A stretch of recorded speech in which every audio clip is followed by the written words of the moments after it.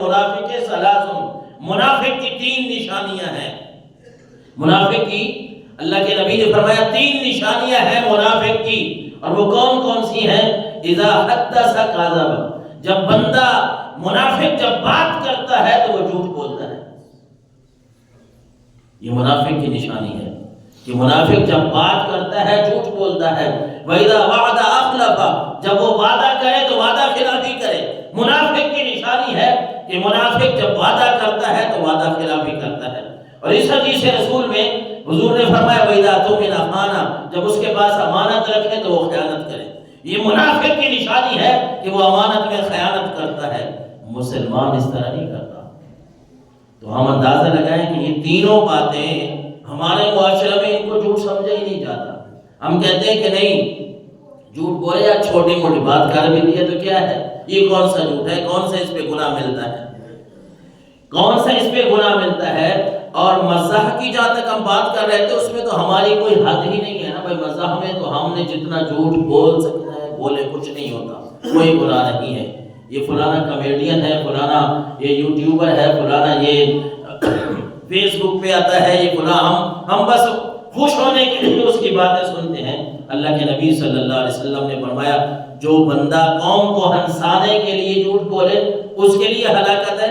اور فرمایا منافق کی تین نشانیاں ہیں، وہ جھوٹ بولتا ہے، منافق بات کرتا ہے تو جھوٹ بولتا ہے، وعدہ کرتا ہے وعدہ خلافی کرتا ہے، امانت اس کے پاس رکھی جائے تو امانت میں خیانت کرتا ہے۔ یہ منافق کی نشانیاں۔ مومن کبھی بھی اس طرح کی باتیں نہیں کرتا، مومن جھوٹ نہیں بولتا، مومن وعدہ خلافی نہیں کرتا، مومن خیانت نہیں کرتا۔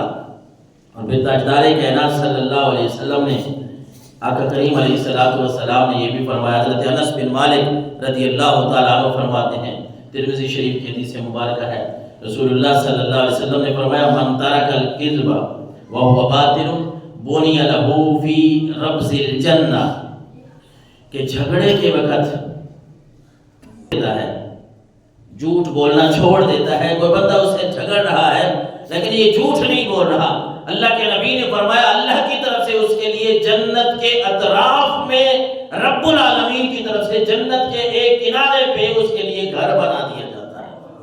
وَمَن تَرَكَ الْمِرَاءَ وَهُوَ مُحِقٌّ بُنِيَ لَهُ فِي وَسْطِهِمَا، اور اللہ کے نبی صلی اللہ علیہ وسلم نے فرمایا جو انسان جھوٹ بولتا ہے، حق پہ ہے، حق پہ ہے، کوئی بندہ اس کے ساتھ جھگڑ رہا ہے، یہ حق پہ ہوتے ہوئے جھوٹ نہیں بول رہا، بات سیدھی کر رہا ہے، جھوٹ کا سہارا نہیں لے رہا، اللہ کے نبی صلی اللہ علیہ وسلم نے فرمایا ایسے بندے کے لیے اللہ کی طرف سے جنت کے درمیان میں گھر بنا دیا جاتا ہے۔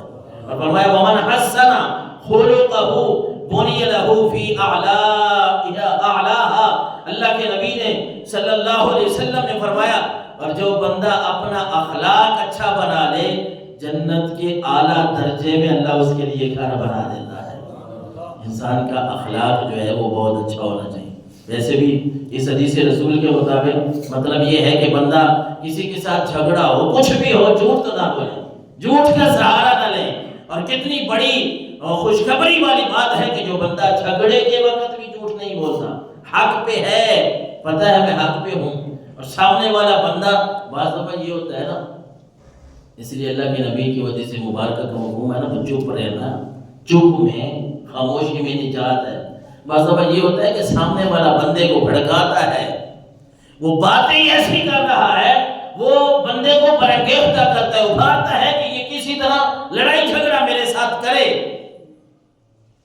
اور لڑائی جھگڑا تو ہر کسی کو کرنا آتا ہے، بولنا بھی آتا ہے، زبان جو ہے ہر بندے کے منہ میں زبان ہے، لیکن آپ نے دیکھا ہوگا کچھ ایسے لوگ ہیں جو نہیں بولتے، ان کو جو کہا جا رہا ہے وہ چپ رہ جاتے ہیں۔ اچھا ہم کیا سمجھتے ہیں، ہم چل کہتے ہیں یہ بے وقوف ہے، پاگل ہے، بس ٹھیک ہے، یہ ملنگ لوگ ہیں، چپ کر جاتے ہیں۔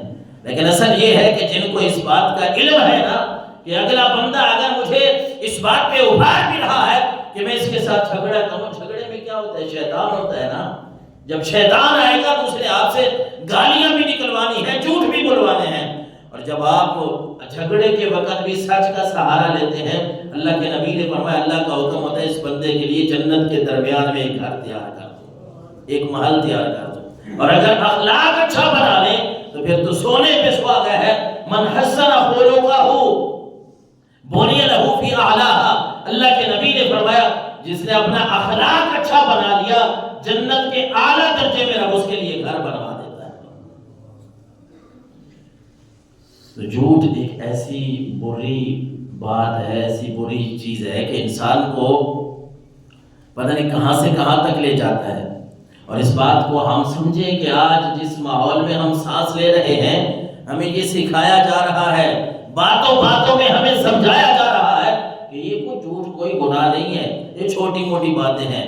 ہمارے بچوں کو بھی یہ مطلب ہے باتوں باتوں میں جو موبائل ہے یا باقی جو مسائل ہمارے سامنے ہیں وہ ہم دیکھ رہے ہیں، ہمیں سمجھایا جا رہا ہے، باتوں باتوں میں بتایا جا رہا ہے، کچھ نہیں ہوتا۔ جب ہمارے بچوں کی ایسی تربیت ہوگی نا تو وہ ہمارے لیے نقصان ہے، ہماری دنیا کے لیے بھی نقصان ہے، ہماری آخرت کے لیے بھی نقصان ہے۔ بلکہ حضور تاجدار کائنات صلی اللہ علیہ وسلم نے فرمایا، ایک حدیث رسول کا مفہوم ہے فی القبائر کے بارے میں، کبیرہ گناہوں کے بارے میں۔ اللہ کے نبی سے جب پوچھا گیا نا کہ اے اللہ کے نبی کبیرہ بڑے گناہ کون سے ہیں، کبیرہ گناہ کون سے ہیں، تو اللہ کے نبی نے پہلے تو فرمایا شرک باللہ، اللہ کے ساتھ کسی کو شریک ٹھہرانا یہ کبیرہ گناہ ہے، اور دوسرے نمبر پہ فرمایا حقوق الوالدین، والدین کی نافرمانی کرنا یہ کبیرہ گناہ ہے، اور تیسرے نمبر پہ فرمایا قتل النفس، بغیر کسی وجہ کے کسی کو قتل کرنا یہ بھی کبیرہ گناہ ہے۔ اور اسی حدیث رسول میں اللہ کے نبی نے فرمایا وقول الزور، اور جھوٹی بات کرنا، جھوٹ بولنا یہ بھی کبیرہ گناہ ہے۔ جس چیز کو ہم عام سمجھ رہے ہیں اللہ کے نبی فرما رہے ہیں یہ بڑا گناہ ہے، یہ کبیرہ گناہ ہے، اس سے بچ جاؤ، اپنا دامن جو ہے وہ جھوٹ سے پاک کر لو، صاف کر لو۔